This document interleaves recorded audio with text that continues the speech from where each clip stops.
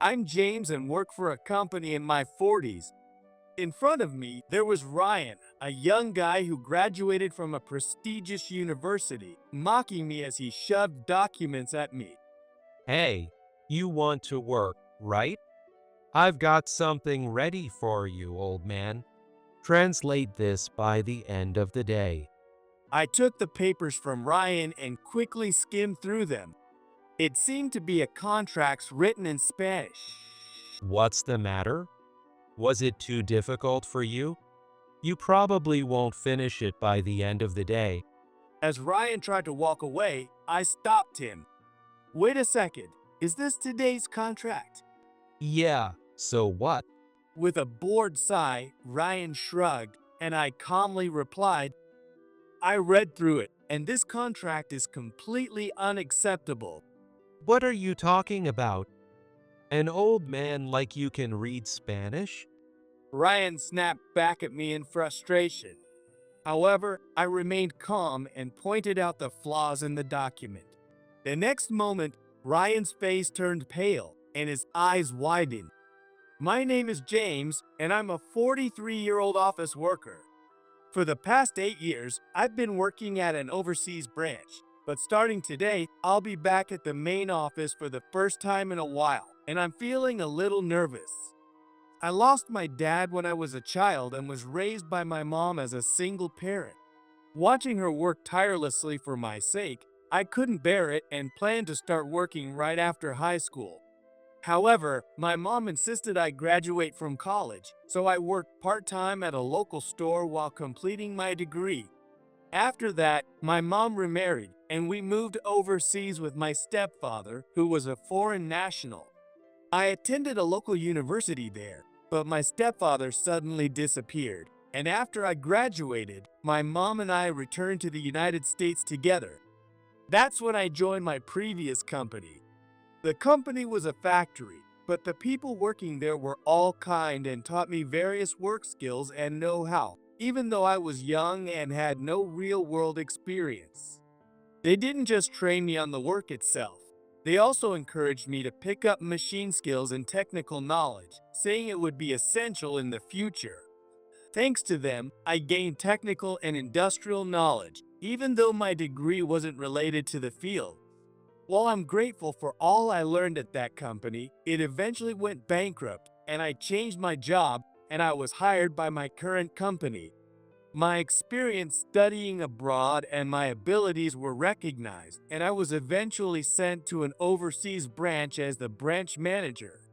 Having always leaned on my mom for support, I was worried about leaving her alone. However, I wanted to meet everyone's expectations, so I threw myself into work every day. As a result, I was able to build strong trust with the local staff, and the branch's performance steadily improved. After 8 years of working this way, my achievements were recognized, and I received an order to return to the main office. The employees at the branch regretted seeing me go, but were happy for my promotion. I believed that those who had grown so much in my absence would be more than capable of expanding the branch. And so, I bid farewell and returned to the main office for the first time in years. While I had been working hard overseas, the main office had moved to a new building, far more impressive than the one I remembered. Starting today, this building would be my workplace. With a mix of excitement and trepidation, I stepped into the pristine office. Having been away from the main office for so long, I didn't recognize any of the employees. It seemed there were only a handful of people left who knew me. One of them was the department head, Alex. Alex suggested that I start working as a regular employee first to get a feel for the company atmosphere. I had no objections to this idea. And so I began working as a new employee, keeping my background a secret from the other employees. Thank you for having me from today, I said as I introduced myself, greeted by warm applause. Similar to my experience at the overseas branch, I felt confident about building good relationships with the employees at the main office, but that feeling only lasted until I was introduced to a younger colleague. On my first day, I spent time getting to know the clients, contracts, and other details through brief introductions and reviews. The next day, I was introduced to a younger employee named Ryan. Ryan had graduated from a prestigious university and, despite only being with the company for a few years, was known for his exceptional understanding, judgment, and knowledge. With a gentle smile, Alex introduced Ryan to me. He's going to be a key figure in our company's future. I think you both can learn a lot from each other. I nodded sincerely at Alex's words. It's easy to lose sight of your initial enthusiasm once you get used to the jobs, so I genuinely admired Ryan's youthful energy and determination. My name's James. I look forward to working with you. I introduced myself with those words, but Ryan only gave me a quick glance before looking away again. A few seconds later, he responded curtly. Oh, I'm Ryan. What's going on? Are young people today just bad at communication? Feeling puzzled by his behavior, I began working under Ryan's supervision. But it turned out that my initial sense of unease wasn't misplaced. As soon as Alex left, Ryan's demeanor changed. He looked annoyed and glared at me. Why do I have to train some old guy? With those words, he quickly walked away and began working on his own tasks. I figured that for someone as young and talented as Ryan, mentoring a middle-aged guy like me must feel like a hassle, so I decided to overlook it from the start. Well, he'll probably remember what he's supposed to do by tomorrow. That's what I thought at the time, but it might have been a mistake. From the next day on, Ryan gave me no instructions or explanations and simply went about his own tasks without involving me. Worse yet, when he saw me observing his work and taking notes on workflows, client information, and contract details on my own initiative, he began to sneer at me. Oh man, taking notes by hand? What century are you living in? Or is it that you can't remember anything unless you jot it all down? Use your phone or a computer for that. Seriously, I haven't used a notepad since elementary school. Is this how you've always been? Ryan spoke with obvious mockery, and though I felt irritated inside, I responded politely. Well, in my first year as a professional, I was taught to take notes on everything new I encountered. Oh, so you did that at your last job too? I guess you couldn't remember anything without writing it down. That's probably why you got fired from your previous company. Because you're incompetent, right? Ryan stared intently at my face for a moment before suddenly bursting into laughter. I stared at his profile in shock. The other employees around us acted indifferent, as if it had nothing to do with them, with a detached and uninterested demeanor. No one tried to stop Ryan. I had never been ashamed of being a new employee, nor had I ever felt disrespected in this company. If anything, I had always received words of encouragement and support, but it seemed that in just 8 years, the company culture had completely changed. As I bit my lip in frustration, Ryan continued his verbal attacks. Writing notes by hand? You won't be able to keep up with the pace of work like that. It's obvious that someone as useless as you can't handle proper tasks. I'll make sure you only get the kind of simple work even a clueless guy like you can manage. Be grateful. Ryan called out to an employee passing by.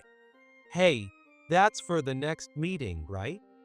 Let this old guy handle the copying. You can leave it to him. Hearing that, the employee hesitantly handed the documents to Ryan.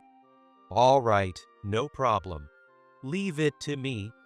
With those words, Ryan thrust the documents into my hands. He shoved the documents at me so roughly that I nearly dropped them. Seeing this, Ryan glared at me and shouted angrily. Hey, you useless idiot. If you dare drop these important documents, you'll regret it. Then, he piled a mountain of documents into my hands. Copying or cleaning doesn't require notes, does it? Or do you need notes on how to use a copier or a broom too? You're such an analog guy. Bet you don't understand anything about machines. You're getting paid, so at least do this much work. I thought about responding, but when I saw the troubled expressions on the employees' faces, I decided it wasn't worth it and swallowed my words. Then, as I headed to the copier as instructed, Ryan hurried me along. Come on, hurry up. If you take your time, we'll run out of it. Even an old guy like you must have done copying before, right? Just get it done already. Holding back my frustration, I obeyed Ryan's orders. His arrogant behavior only escalated from there. Thinking I was just a middle-aged and new employee, he constantly looked down on me. He also took every opportunity to flaunt the fact that he had graduated from a prestigious university. His entire sense of judgment seemed to revolve around academic background, and his pride in being a top graduate was immense. Even so, I was now Ryan's junior coworker, and I had no choice but to endure the situation.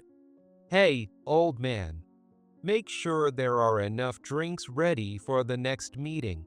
I mean, do I really have to spell it out for you? Can't you figure out something that obvious?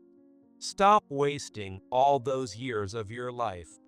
As Ryan passed by, he deliberately bumped into my shoulder, laughing loudly as he returned to his desk. It seemed my collision with the wall was visible from the hallway, as an employee who had been with the company for years and was on his way to meet a client looked at me with a surprised expression. Wait, is that you, James? When did you come back? "Oh, Nick, it's been a while." He used to be one of my team members, but now he holds a respectable position in the company. Nick quickly realized that Ryan had deliberately bumped into me, and with a frown, he started to call out to Ryan. Hey, you there. "Wait, it's fine. He's my boss now. More importantly, are you okay on time?" I pointed to the clock, and Nick, startled, quickly said goodbye and left. Following Ryan's instructions, I headed to the break room to prepare the drinks. But Ryan's harassment continued daily after that. He made me staple hundreds of documents for meetings, shred piles of unnecessary paper, and haul bags of shredded paper to the trash. He instructed me to procure dozens of umbrellas for visitors and urgently gather helmets for site inspections, constantly assigning me only trivial tasks. That wasn't the end of it. He would give me meeting times that were 10 minutes late, exclude me from important updates, and even configure the email system to withhold critical work emails from me. His behavior escalated more and more over time. It's one thing to dislike me, but stop creating issues that interfere with work. When I confronted him about it, he lashed out at me instead. Who the hell do you think you are? You're just some useless old man who can't even do his job properly. I'm your supervisor, and I'm teaching you step by step. You're not ready for work-related updates yet, so shut up and stop complaining. Then, Ryan crossed a line that should never have been crossed. That day, I was scheduled to accompany Ryan. It was a meeting with a client that had been planned for some time, involving a major contract that could lead to a strong partnership for the next several years if things went well. Last night, Ryan handed me the materials and repeatedly emphasized the importance of the meeting. Don't you dare be late tomorrow. I'm letting you observe a critical negotiation, so take it seriously. Hearing his words, I felt a small sense of relief. Even though he doesn't like me, he's still letting me participate in an important meeting. If I get more opportunities like this, maybe my relationship with Ryan will gradually improve. After all, he's young and talented. Even if he's misunderstanding things now, he'll mature as he gains experience and learns more. I had high hopes, but the next day brought an unbelievable turn of events. That morning, I noticed Ryan was nowhere to be seen at the office and asked another employee about it. What? He's already left? Yes, the meeting time was changed, so today's negotiation with the client started first thing in the morning. Ryan was informed about the change the day before yesterday. Didn't he tell you? Apparently, I had not been informed about the change in schedule. Looking at the clock, I saw that the meeting had already begun. I slowly walked back to my desk. What is Ryan thinking? Frustration and sadness welled up inside me, and I bit my lip. I was angry at Ryan for his actions, but even more so, I was angry at myself for being mocked and treated this way by someone more than 10 years younger than me. Why am I letting myself be disrespected like this? This is pathetic. Each day made me doubt my own worth, and I had completely lost my confidence. I had returned to the main office to work, yet I wasn't allowed to participate in negotiations or meetings, nor was I given any real work. The only tasks I was assigned were trivial ones like making copies or cleaning, and I wasn't given any meaningful responsibilities. Even so, Ryan's my boss, and I was not in a position to defy him. Alex had instructed me to learn from Ryan. I didn't want to betray Alex's expectations, and above all, I couldn't bear the humiliation of anyone finding out that I was being bullied by someone younger than me. Reporting harassment from a younger colleague felt like admitting to my own failure in managing relationships, and I just couldn't bring myself to do it. The idea of complaining that I wasn't being given tasks, wasn't informed of meeting times, and wasn't respected felt too petty to bring up. For someone in their 40s, reporting something like this to Human Resources Department felt beyond embarrassing. Resigned, I immersed myself in reading the materials and waited for Ryan to return. Since I couldn't attend the negotiation, I had no choice but to dig into the details myself to understand as much as possible. I searched for ways to contribute and kept working hard. The new product our company is about to launch heavily depends on materials purchased from a major overseas corporation, a deal discussed at today's meeting. Ryan was chosen to lead this project. For the past few months, he had been running around to various places, almost as if he had forgotten I existed.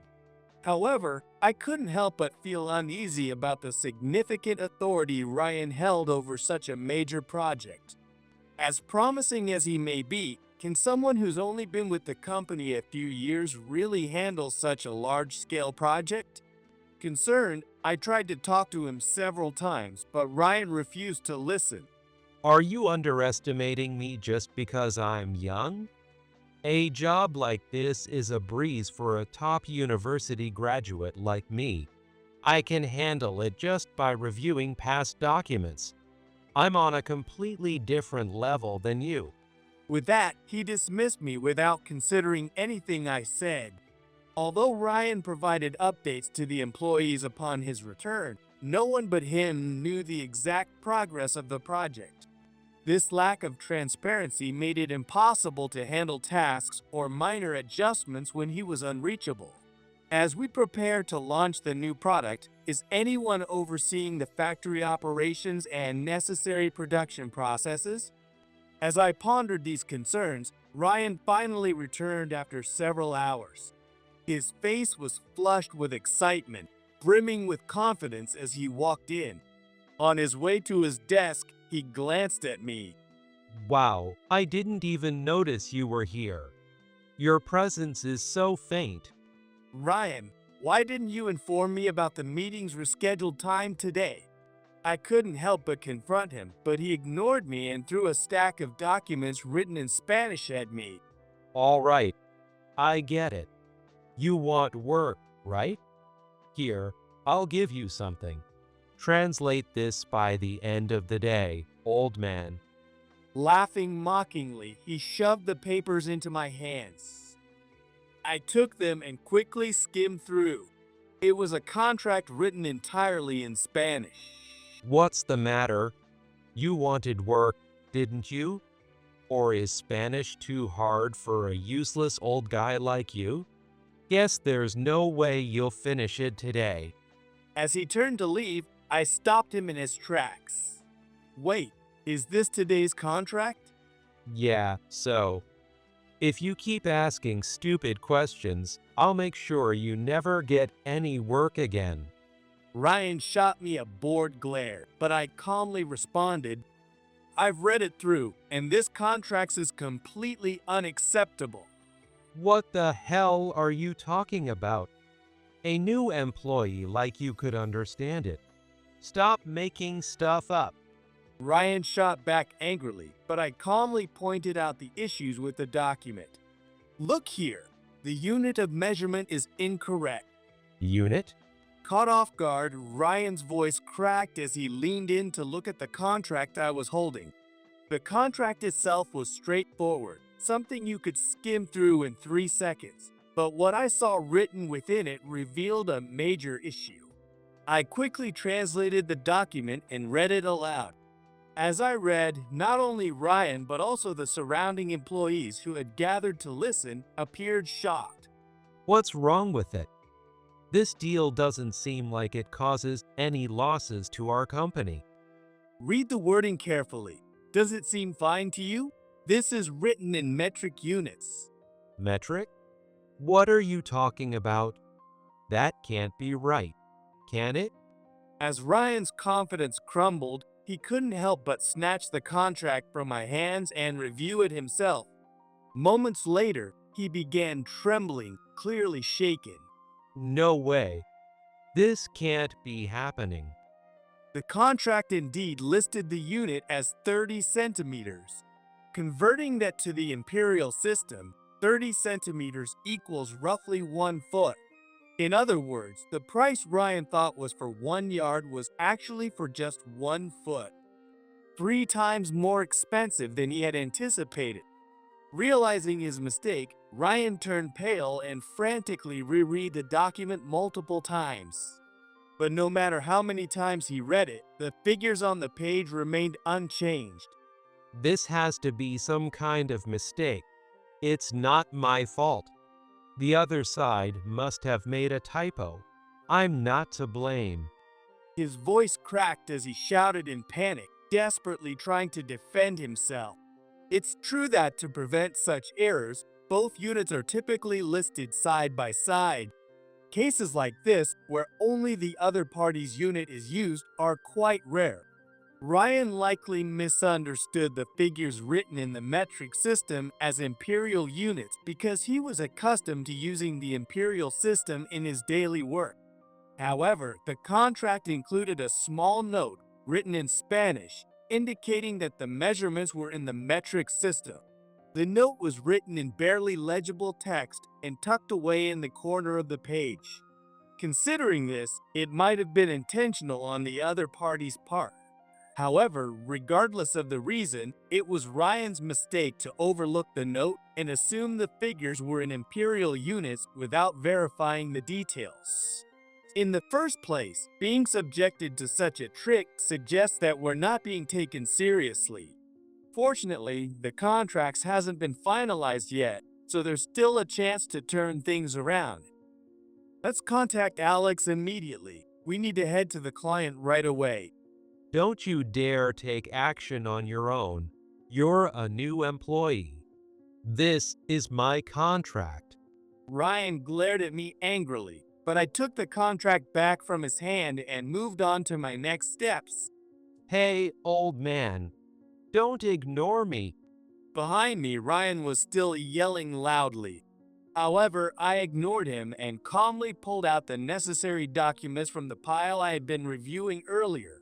As I hurriedly finished preparing, Alex appeared. What's going on, James? What's all this about? Alex, looking surprised, started to ask me what was going on, but before I could respond, Ryan interrupted. Alex, this old man is sabotaging my work. He's just a new employee, jealous of me, a prestigious university graduate, and trying to undermine me. He's the one ruining the deal I worked so hard to secure. Ryan, his face a mix of anger, frustration, and panic, continued ranting.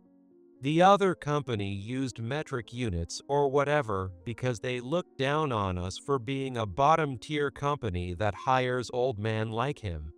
So this isn't my fault. It's his. He's the one to blame. Alex, you need to say something to him too. His rambling accusations were so incoherent that even he didn't seem to understand what he was saying anymore.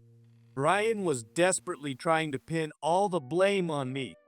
The sight of his frantic and undignified behavior was pitiful, completely lacking the intellect you'd expect from someone with his academic background. Rather than feeling angry, I found myself pitying him. Ignoring Ryan's outburst, I turned to Alex and explained the situation concisely.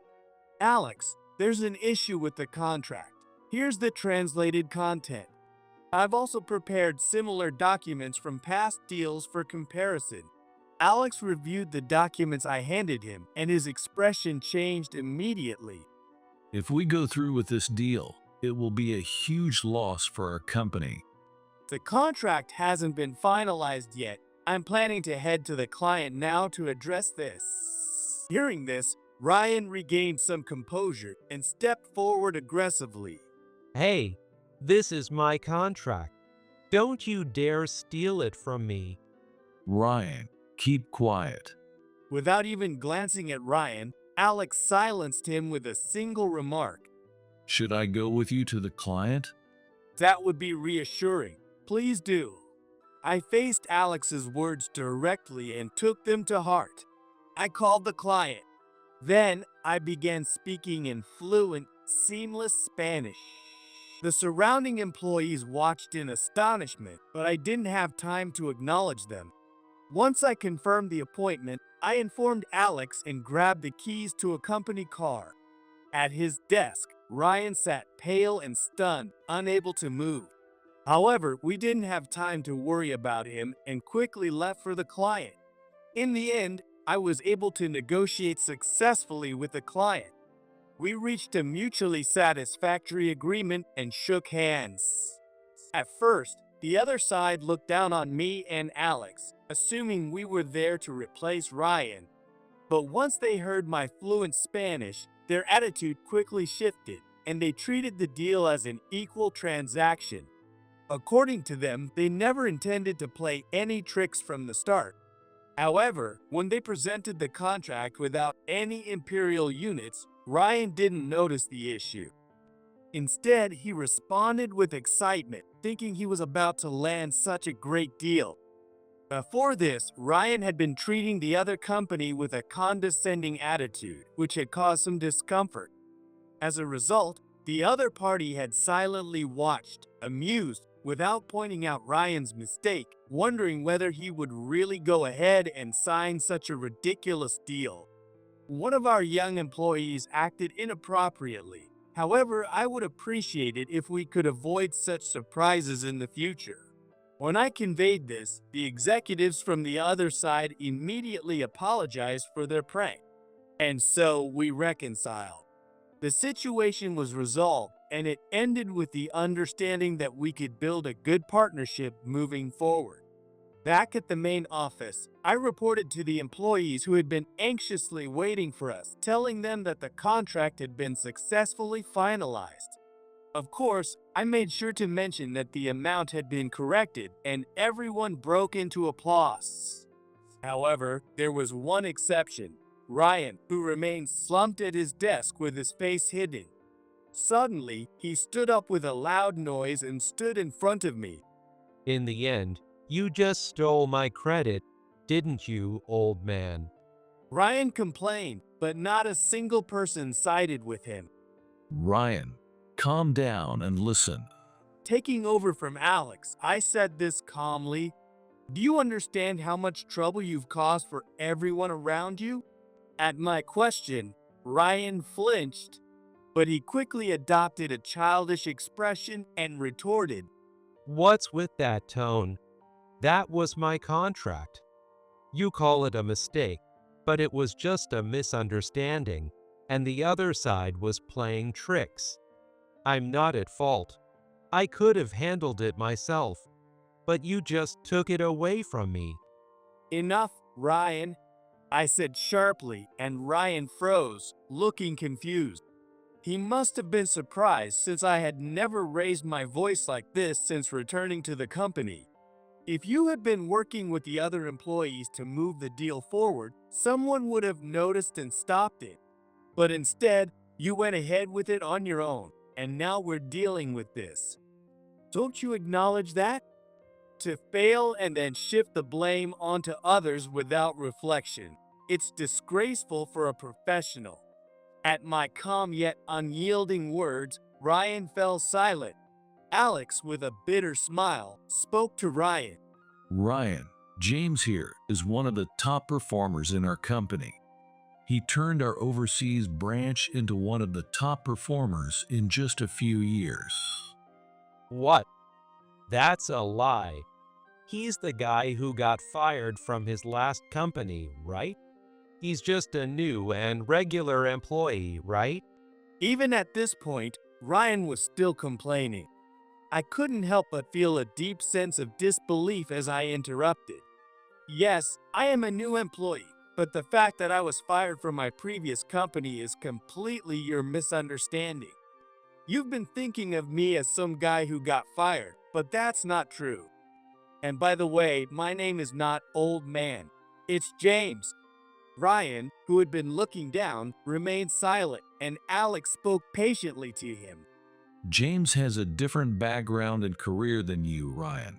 That's why I thought you could learn a lot from him, which is why I paired you up with him. It seems I was wrong in my judgment. At Alex's words, Ryan finally collapsed onto the floor, defeated. After that, Ryan disappeared from the main office. It wasn't because he was fired. There had been calls to let him go, but I stopped that from happening. Ryan is young, and if he weren't so arrogant, his passion for his work is undeniable. And passion for one's work isn't a bad thing. It should be praised. On my advice, Ryan was sent to work as a regular employee at one of our regional branches. In the region, he got hands-on experience from the ground level, working in the factory and understanding the flow of products.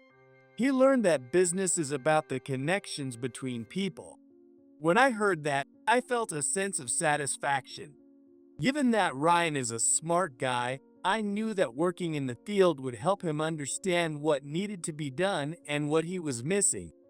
That decision paid off, and it lifted a weight off my chest. One day, Ryan would learn from this mistake, grow from it, and come back to the main office a better person. That's my hope. I looked up at the sky in the direction of the region where Ryan was, filled with expectations. 1 year passed. Work was flowing smoothly. I was officially promoted to the head of the sales department at the main office. Alex was appointed as the executive director. Since then, we have continued to have successful contracts with that same client. Since graduating from college, I've always been shaped by society, or maybe it was even before that. My mom raised me as a single parent throughout elementary school, middle school, high school, and university.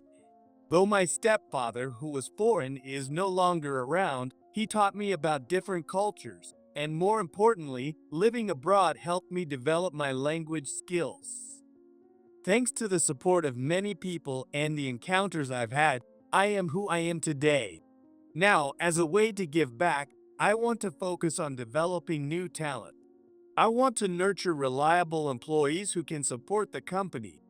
Until the day I leave the company, I will continue to evolve alongside it. With that thought, I picked up a report from the field.